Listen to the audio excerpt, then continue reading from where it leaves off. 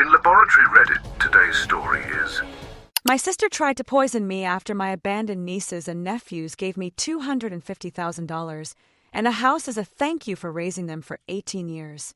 When I look back on those early years looking after my sister's children, I wonder how I got into that situation. It wasn't something I planned. It just happened.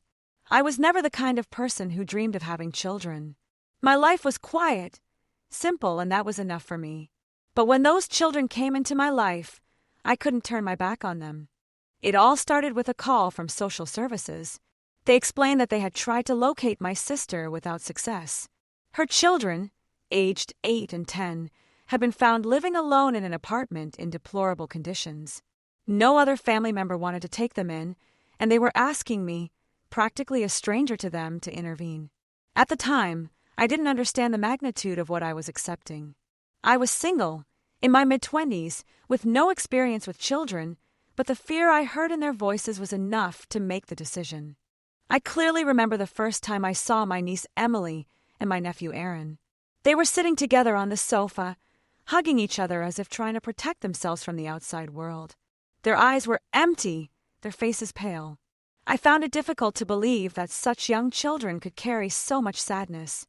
But there it was, visible in their eyes. I don't know what I expected to find, but it definitely wasn't that. At first they barely spoke. Emily seemed lost in thought, while Aaron was constantly angry. He hated everything and rejected any show of affection. When I tried to hug him, he pushed me away abruptly. His outbursts of anger were frequent. He would shout at the smallest thing and hit the walls. Connecting with him was extremely difficult. He was hurt, and he had every right to be. Their mother, had abandoned them, leaving them alone with nothing but their names. I couldn't imagine all they had endured. I didn't know how to repair that damage, but I didn't stop trying. I took them to therapy, and I tried hard to give them as normal a life as possible. School became a real challenge. Emily couldn't concentrate, and Aaron's behavior progressively worsened. I tried to get him involved in activities, sports, anything that might help him channel that anger, but nothing worked. I realized that the road to recovery would not be easy. Many nights I would lie awake for hours waiting for them to fall asleep, wondering how I would face the next day. There were times when I wanted to break down and scream, but I held back. I couldn't afford to. They needed me to be strong. Years went by working to provide them with stability, even though my own life was completely disorganized. The financial burden was overwhelming. I had to juggle 3 jobs to look after them full-time, which meant always living on the edge financially. My social life ceased to exist. I couldn't afford it. All my energy went into making sure they were okay. There was hardly anything left for me, but I didn't care. If they needed me, I would be there. The most painful thing was that their mother, my sister, had disappeared. She had vanished from their lives without a trace, without a single phone call. I tried to contact her at first, but it was as if she had vanished. Nobody knew where to find her. Nobody seemed to care. It took social services months to track her down. When they finally succeeded, she was indignant. She didn't want to talk about it. She didn't want to take responsibility for the mess she'd made. But it didn't matter anymore. Her excuses no longer interested me. I had become those children's mother. It was necessary. With time, gradually, they began to trust me. Emily smiled again. Aaron still had his outbursts, but less and less frequently. Together we went through some terrible times, but we managed to survive. It wasn't easy, of course. I never expected it to be. My sister's negligence was hard to forgive. She had abandoned them, left them to fend for themselves while she continued with her lifestyle. Her actions were unforgivable, but I wasn't going to let that stop me from doing the right thing for her children. I raised them with love, discipline, and structure. As the years went by, things began to change. Emily and Aaron grew up. They became teenagers, and that wild and unpredictable attitude of their early years began to disappear. Emily, at 21, had become an intelligent and compassionate young woman, full of dreams and aspirations. Aaron, at 23, was still discovering himself, but he had come a long way since the angry child I had met. He was working, he had a stable job, and little by little he was coming to terms with his past. The turning point came a year ago when Emily, 27, and Aaron, 29, approached me with an expression I couldn't read. I always knew they appreciated everything I had done for them, but this was different. There was a seriousness in their faces that made me nervous. They sat me down, and after a long silence, Emily was the first to speak. She said that they had been thinking for months about how to thank me, about everything I had given up for them, about all my sacrifices. Then Aaron took a check out of his jacket pocket. I could hardly believe the amount written on it. $250,000. They had set up a trust fund for me, a way of compensating me for all those years I had spent looking after them. And as if that wasn't enough, they had also bought me a house, a beautiful little place in the suburbs, perfect for starting over, for getting my own life back. I knew they were doing well professionally, and that their investments were excellent, but I never expected them to do something like this for me. I felt overwhelmed. I couldn't find the words, and the truth is that I never expected anything from them. I just wanted them to be happy, to be healthy, to be safe. The love and gratitude I saw in their eyes made me feel like I had done something right. Something that was worth more than any amount of money or property, but for me it meant much more than just a gesture. That night, sitting in my old, worn-out apartment, holding the keys to the new house, tears streaming down my face, I had never felt so valued. For the first time, I felt that all the years of sacrifice had made sense. But as expected, it wasn't long before my sister showed up. She had always been selfish, but this time her audacity left me speechless. She barged back into my life, demanding that I hand over the house and the money that she considered rightfully hers. Her own children, her own flesh and blood, had given me all that, and she couldn't bear it. I had never seen my sister behave like that. She was standing there, rigid with frustration, claiming that she had given up everything for those children, as if that entitled her to return to their lives and claim everything they had given me. She said she had sacrificed her own dreams, her own happiness, and now they were giving me a house, money, and everything they should have given to her. She asked me with disdain if I really thought I could just accept it and enjoy it. I shook my head, trying to control the frustration growing inside me. I had no energy for her delusions. I explained that they had given me those things because they wanted to. They were grateful for my efforts over all these years, and I never asked for any of it. Yet she, who wasn't even there when they needed her, accused me of taking what rightfully belonged to the children. Her eyes flashed with anger as she snapped that I didn't understand their situation. How much had she had to endure, the endless nights, the sleepless mornings, the difficulties, and what had she received in return? Nothing. Absolutely nothing. Now they gave everything to me, and she was supposed to accept it? I took a deep breath, trying to keep my composure. I told her as firmly as possible that she wasn't there for them. She had abandoned them, and they had no choice but to rely on me. But despite everything, they could still consider her. I explained that it wasn't about who owed what to whom. It was about their gratitude for everything I had done when she disappeared. But that only made her angrier. She asked me scornfully if I considered myself some kind of saint. If I thought I was better than her, she reminded me that she was their mother. She had had to bear the responsibility of raising them. She had had to make difficult decisions, and yet there I was, receiving everything while she was left with nothing. Her voice trembled with anger as she said that she couldn't just take everything away from him. She couldn't just turn up and take what belonged to him. I slowly shook my head. The weight of her words weighed heavy on my chest. But I didn't give in. I told her that she had given up her rights when she left. I had been there day after day, raising them, loving them, while she pursued what she considered more important. The supposed gifts she thought I had taken from her were a symbol of her appreciation, of her love for me. I wasn't going to let her tarnish that. But her face twisted in frustration. She came closer, practically hissing that this wasn't about gratitude. It was about ownership. She was his mother, and they owed her. She deserved that house and that money, not me. Her voice trembled with desperation as she demanded that he give it all back to her. She even threatened to take legal action against me. She swore she wouldn't let me get away with it. It didn't intimidate me. I just looked at her and told her she could try. I wasn't going to give up what was mine. I would give it back to the children before I would give it back to her. What they had given me, they had done so because they wanted to, and I wasn't going to give it up. I didn't care how many threats she made. I didn't deserve any of this. Now she was trembling, and I could see the venom in her eyes. She asked me if I really believed I was better than her. If I thought I could just take everything from her without consequences. She shouted at me. She demanded that I understand how much I had sacrificed for those children. How could I be so cruel, so cold? How could I just take everything from her? Her words hit me, and for a moment I almost felt guilty. Almost. But I reminded myself of the truth. She had abandoned them. She wasn't there when they needed her most. She was the one who chose a different path. It wasn't me who left them to fend for themselves while she did God knows what. I asked her if she was under the influence of substances because she had been absent for the last 18 years or so. I told her as firmly as I could that she could not come back into their lives and take what she had not earned, that I had earned my place in their lives. I had earned their love. I had earned the things they gave me, and she was wrong to think they owed her anything.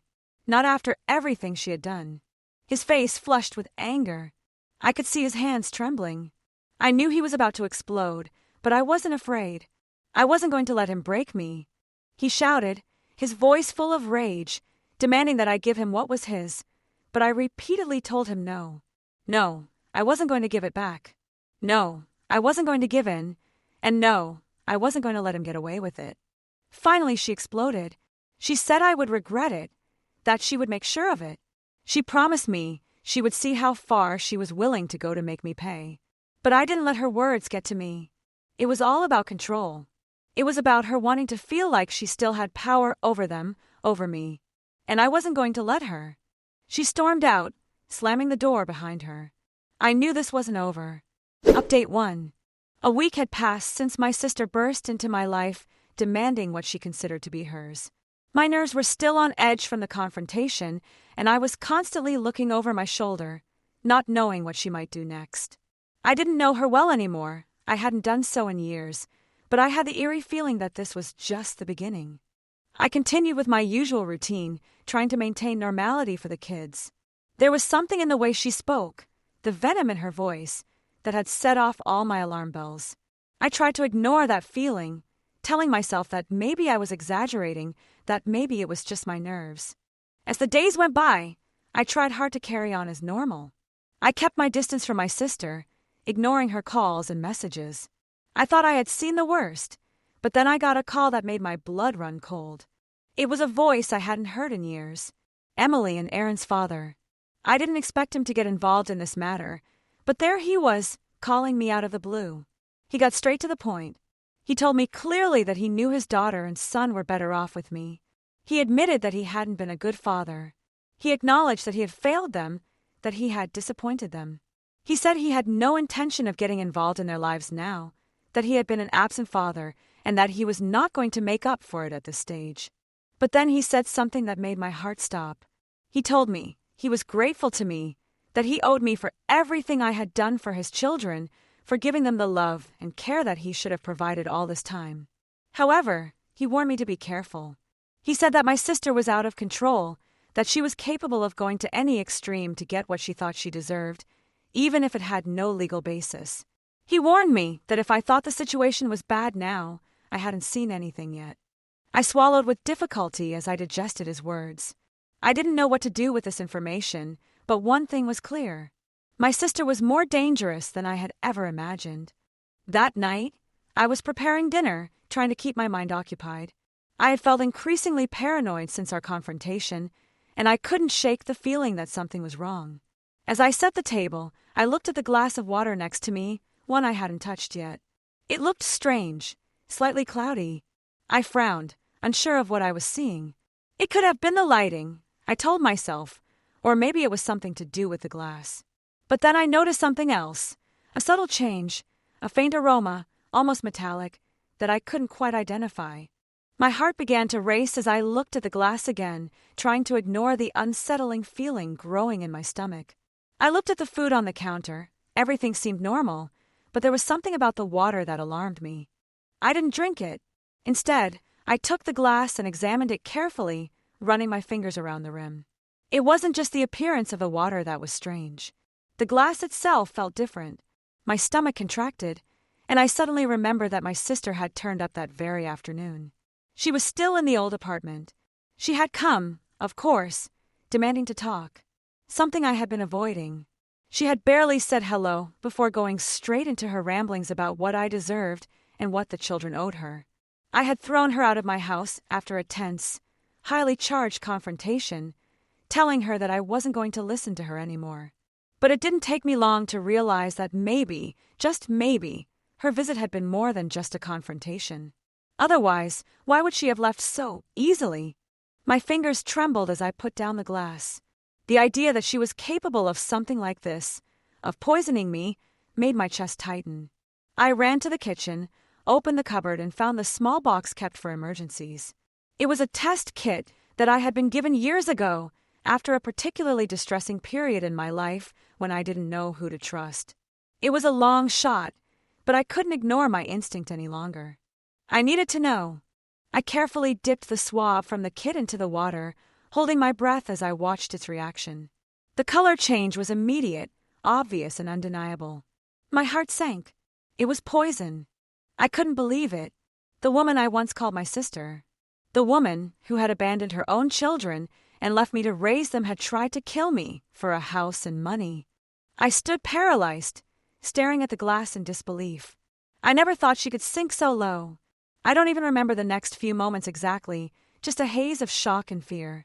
I immediately secured everything, protecting the kitchen, making sure there was no way the children could be affected. They were coming for dinner. I called the police, in a trembling but firm voice, while explaining what had happened. When the officers arrived, I felt an overwhelming fear. How had things gotten this far? How had my sister become so ruthless? They took the evidence, and I remained stunned. My mind was invaded by a million simultaneous thoughts. What had she been planning? Why hadn't I seen the signs? Had she been plotting this ever since she discovered that the boys had given me that money? Had she been waiting for the right moment to strike and get what she considered her right?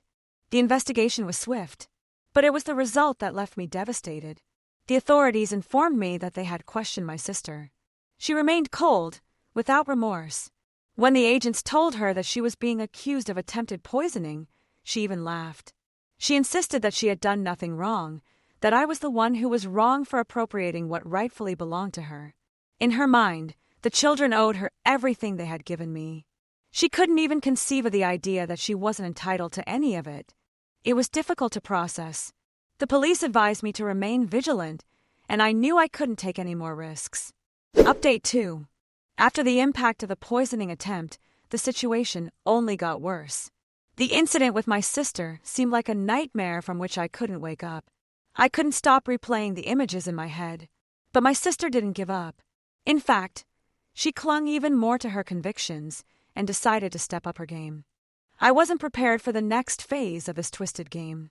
It began with a letter that, on opening, I was met with legal terminology that turned my stomach. My sister was suing me, claiming that the house and the money the boys had given me were obtained improperly, despite the fact that she had disowned me for abandoning them years before. I couldn't believe what I was reading. The lawsuit was based on an absurd premise that defied all sense of justice and logic. She believed that her biological link to Emily and Aaron gave her an unquestionable right to their gifts. Despite not having cared for them for years, she argued that the money and the house belonged to her by default, and that I had manipulated the children into giving me such valuable gifts, as if they were pawns in some cruel game I was playing. I shook my head in disbelief as I read the legal documents, but the hardest part was not the court battle. Honestly, I believed I would win. I had always tried to protect my children and had tried to make up for my failures as a mother, even if she didn't deserve it. And now, there I was, being dragged to court. The children, understandably, were furious. Emily and Aaron united in their support of me, refusing to allow their mother's lawsuit to succeed. They wanted to make it clear to the courts and to their own mother that they fully supported her decision to give me the house and the money. My lawyer advised me to leave it in their hands. As the process progressed, the contrast between my sister and me could not have been more evident. My sister, always carrying her sense of entitlement like a shield, barely acknowledged the years of neglect to which she had subjected her children. She refused to admit that she was anything less than a perfect mother, even though her actions proved otherwise. I, on the other hand, had always put the children first. I had sacrificed my own life, my own happiness, to provide them with a stable home. I had never asked for anything in return. Every time my sister spoke, she made her own situation worse with each statement. At one point, she even tried to argue that the children's decision to give me the house and the money had been a mistake, claiming that they were too young to understand the implications of their actions. She presented herself as a mother who had suffered greatly and been deprived of her rightful inheritance, accusing me of manipulating the children. Even the judge shook his head disapprovingly. The boys, Emily and Aaron, were forceful in their testimonies. Emily spoke passionately about how I had been there for them when no one else was. Aaron, usually more reserved, was equally eloquent, recalling the sacrifices I had made for them and the countless times I had supported them when their mother was not around. It was clear to everyone that I had earned their love, respect, and trust, and that my sister had simply lost her mind. The court ruled in my favor. The judge recognized my sister's cruelty and attitude of superiority and ordered her to pay me $50,000 for the harassment and attempted poisoning, in addition to a year in prison following her confession. The court also passed harsh judgment on her abandonment of her children, sentencing her to a short additional term for child neglect. I remember sitting there in the courtroom, feeling the weight of the ruling like a thick fog. When the verdict was announced, my sister's face was transformed by rage. She was furious beyond words. She tried to argue with the judge, her voice shrill with disbelief, but there was nothing she could say to change the outcome. She was ordered to pay the compensation and serve the prison sentence. That was the most shocking part.